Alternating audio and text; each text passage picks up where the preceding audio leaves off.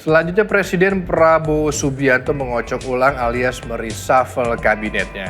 Alih-alih penyegaran, publik kadung menafsirkan apakah reshuffle kali ini bagian dari bersih-bersih era pemerintahan sebelumnya.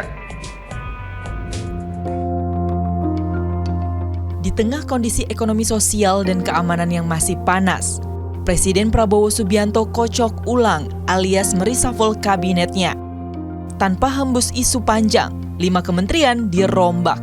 Atas berbagai pertimbangan, masukan, dan evaluasi yang dilakukan terus-menerus oleh Bapak Presiden, maka pada sore hari ini sekaligus Bapak Presiden memutuskan untuk melakukan perubahan susunan Kabinet Merah Putih pada beberapa jabatan kementerian.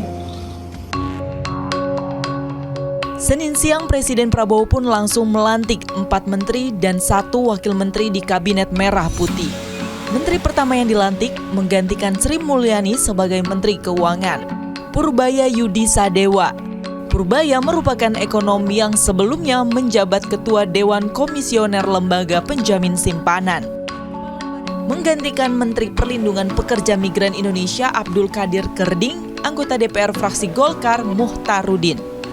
Ferry Juliantono yang sebelumnya menjabat Wakil Menteri Koperasi dilantik sebagai Menteri Koperasi menggantikan Budi Ari Setiadi.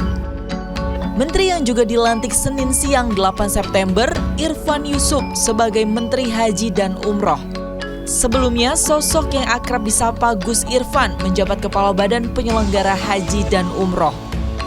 Mengikutinya, Dhanil Anzar Simanjutak dilantik sebagai Wakil Menteri atau Wamen Haji dan Umroh. Selain melantik menteri baru, Presiden pun secara resmi memberhentikan Menko Polkam Budi Gunawan dan Menpora Dito Aryo Tejo. Posisi Menko Polkam untuk sementara waktu dirangkap Menham Syafri Syamsuddin sebagai ad interim. Lalu, bagaimana warga 62 menanggapi reshuffle kabinet ini? Aku berharap aja sih dengan adanya reshuffle, para menteri bisa lebih melihat lah ke rakyatnya kayak gimana. Apa yang perlu dikritik lagi lah di dalam menterinya sendiri. Semoga lebih mendengar ya semua aspirasi masyarakat lah sekarang. Apakah itu nggak terlalu terburu-buru terkait keputusan reshuffle ini? Lalu juga mungkin dari pengamat-pengamat politik atau dari pihak pemerintah yang lebih tahu sih bagaimana apakah ini perlu reshuffle menteri lagi apa tidak gitu. Sebagai saya mahasiswa, itu kan saya ikut berita juga. Itu nggak terlalu etis juga gitu loh. Ya kayak ganti pemain bola aja gitu rasanya gitu loh. Ada 5 menteri diganti dalam reshuffle kali ini, dengan 4 diantaranya menteri di era kepemimpinan Jokowi. Alih-alih penyegaran, publik menafsirkan apakah reshuffle kali ini bagian dari bersih-bersih di era sebelumnya? 4 darinya itu kan memang menteri yang pernah bekerja sama dengan Pak Jokowi.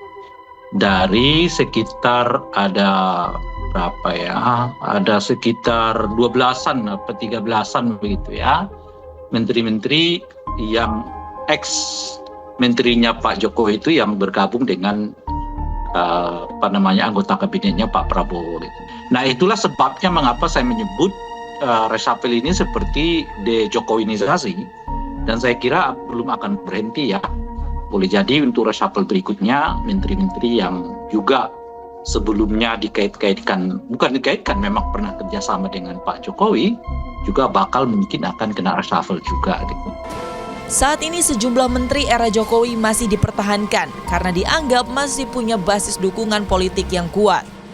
Nah, kenapa? Makanya itu yang bisa menjelaskan kenapa Raja Juli dipertahankan oleh Pak Prabowo, karena basis dukungan politiknya masih kuat gitu. Kalau Karding itu kan sudah nggak jelas juga basis politiknya gitu. Misalnya, saya kira dia nggak merepresentasi PKB juga masuk ke dalam kabinetnya Pak Prabowo gitu ya.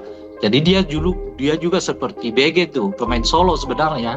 Diangkat bukan karena dukungan politik PKB, tapi karena kedekatan personalnya dengan Pak Prabowo gitu. Karena dia dianggap cukup banyak keterlibatan lah dalam hal mendukung Pak Prabowo pada Pilpres 2024 yang lalu gitu. Yang jadi misteri nasional, siapa pengganti Menpora kini? Istana hanya memberikan satu clue ambigu. Sang pengganti lagi di luar kota. Pengganti Menteri Pemuda dan Olahraga kebetulan posisi sedang di luar kota sehingga tidak bisa mengikuti pelantikan pada sore hari. Tak menyebut nama, membiarkan spekulasi terus bergulir liar. Hingga kini pun posisi Menpora secara resmi masih kosong. Nova Yul Henry melaporkan.